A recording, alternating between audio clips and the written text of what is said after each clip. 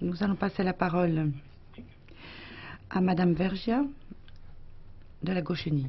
Merci, Monsieur le Président. On entend sur quelques bancs de cet hémicycle que la Hongrie serait victime de je ne sais quel complot de gauche et qu'on lui reproche des choses qui ne sont pas reprochées à d'autres. Tous ceux et toutes celles qui siègent notamment en commission libertés civiles savent ce qu'il en est. Nous savons tous et toutes que les droits fondamentaux sont bafoués partout dans l'Union européenne et qu'ils le sont de plus en plus, comme d'ailleurs l'atteste l'augmentation incessante du nombre de condamnations des États membres par la Cour européenne des droits de l'homme. Mais d'une certaine façon, la Hongrie est un cas d'école et nous y avons déjà consacré beaucoup de temps, en plénière, en commission, mais aussi sur place, puisque j'ai fait partie de la mission qui s'est rendue en Hongrie et je me félicite du climat de cette mission.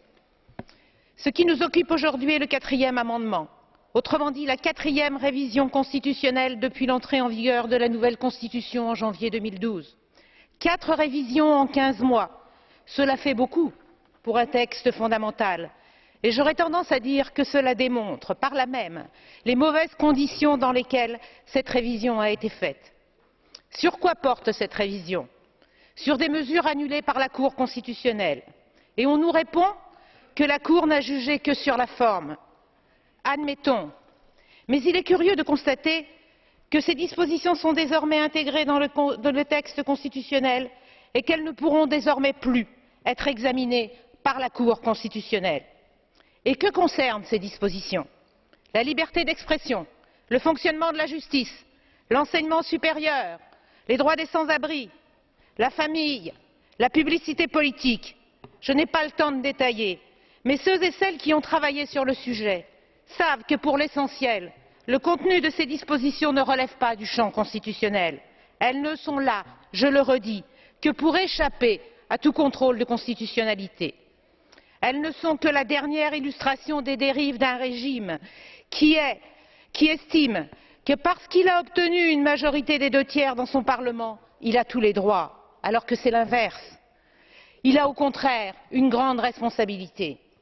Et ces dérives sont d'autant plus importantes que le gouvernement de M. Orbán a été incapable d'enrayer la crise économique qui frappe son pays. 37% des Hongrois vivent désormais dans une situation de pauvreté.